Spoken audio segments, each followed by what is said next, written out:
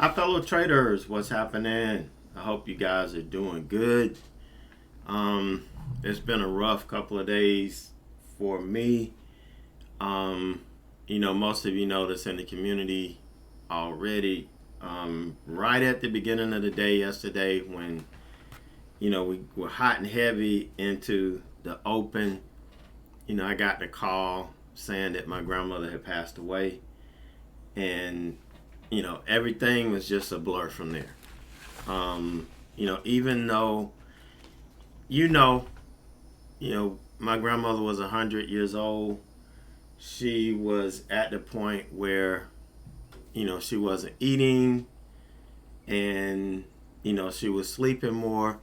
So you kind of knew that it was the end may be coming. But for the last 10 years, we've been going through the same thing. She goes through these things where she'll just kind of stop, and then next thing you know, she's back with the vengeance. So you didn't know if this was one of those times, or what, you just didn't know. So it kind, I just seen her Saturday, and it just kind of caught me off guard. And I was in a trade yesterday. I was like in the middle of trading, and I just kind of walked away from it. And I think at one point I was down like $1,300, and inside me something clicked, and I'm like, look, I just got to get this back.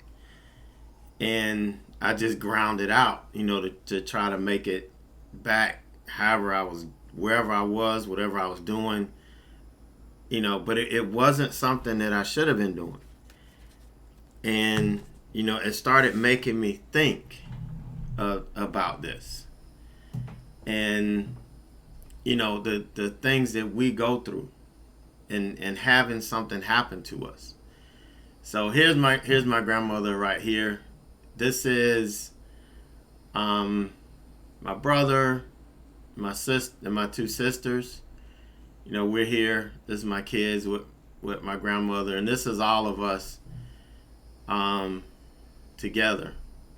My brother's son, that's my sister's husband. That sister's husband and his son and his daughter. They're my kids, my wife, and she really lived an incredible life in the last 15, 20 years. And that's how long she pretty much didn't really do much. Just kind of hung around the house. We would go see her. She would tell us these incredible historical things that you can't read in books. The news didn't share it with you. It was just a lot. And so it was one of those situations that she tied all of these generations together. And so after what happened, it made me think about this quote that David Goggins had. And he's the guy that wrote "You Can't Hurt Me." I've kind of shared that book with you, encourage you to read that, to teach you about callousing your mind. But he said you can't always plan for and anticipate the hurdles. Having the right mindset, understanding, knowing that there will be roadblocks before the finish line, is critical in helping tame the inner bitch. So the inner bitch to him is that person that you have transformed from. Like in trading, that person that would chase trades, that person that would not wait and was undisciplined and not patient. That person is still inside of us. We didn't kill it. It's still inside of us. It's still trying to come out. I don't know if you guys have seen that movie, The Nutty Professor, with Eddie Murphy. And part of it was he had that person inside of him that would just come out. He he tried everything he could to control it, but every now and then, in a moment of weakness, it would come. That person would come out, and we have that. And in trading, and you see it in my trading some days where you could say, who is this guy trading? Because he's not the person that I know that's taught me and all of that. That inner bitch comes out, and you have to know and expect it and know what to do to, bring it back around. So, just understand we can't plan. We can't always plan for it. It's going to sneak up on us. We just have to be prepared in order to prepared in order to tackle it. So that's one of the things that we have to do.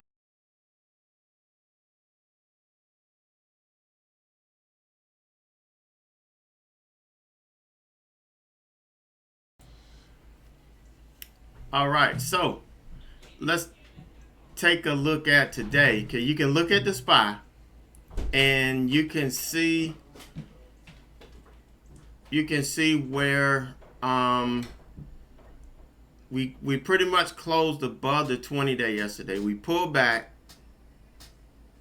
and we hit the bottom of this channel. We tested the 50-day, and then we recovered. And you could see where we held this this bottom channel right here, and we bounced off of it pretty much like what's happened since. I mean, you could draw this line all the way back. Pretty much we've been in this channel since October last year, and it's pretty predictable what was going to happen, but you have to wait for confirmation. And so now we confirmed today. We confirmed that 20. We confirmed over the 5, and 440 could be on the horizon by the end of this week. You don't know that, or I'm looking for it to hit, the top of this channel. Can we get some swings off? Yeah. Unfortunately, because of everything that's going on, I can't. My trading is really limited. Today was a good day to get in swings. So if you guys that are swing trading exclusively, you should have run the scans. You run scans every day. The market pretty much told you that we're in phase. This confirmed we're in phase 2, which is when we start swing trading to the long side. So today was a confirmation we're in phase 2. Now tomorrow you won't be too late. Just make sure the stock has not gone past. You're not chasing the stock. You have to get the clean breakouts. And if I get some time this afternoon, I know I've got to leave here in a minute. But if I get back in time, I'll run a scan and kind of send those out. But we're looking for this to continue to push tomorrow. The bulls have seized control again. They never had lost control. We never lost the downtrend. Pullbacks are healthy. The market resting is healthy, and that's all it was. So the bulls never really lost control. So today, one stock I traded today, I was trying to keep my focus, pick a stock, trade it, and kind of stick with it all day. It's kind of the one shot, one kill deal, but this is just a lot of ricocheting. This is kind of what the market gave us today. So out of the open, I told you guys this was my number one watch. This is one I was looking for to break the pre-market high on the opening candle. It actually fooled me. It started selling off. And I was like, well, I guess it's not going to work. And then it just kind of ripped its way back up. Once we cracked it, I got in. We hit 2 profit targets. This was going to be the final one before I looked for a pullback. It didn't quite get there, so stopped out at break even. Here, I caught it the next time it broke. I was in a little bit too heavy at that point with the volatility, and so I ended up having to stop out. And no, was this the one? I can't remember. But whatever it was, I stuck to my regular stop, and this pulled all the way back. And this was probably a volatility grab for the most part.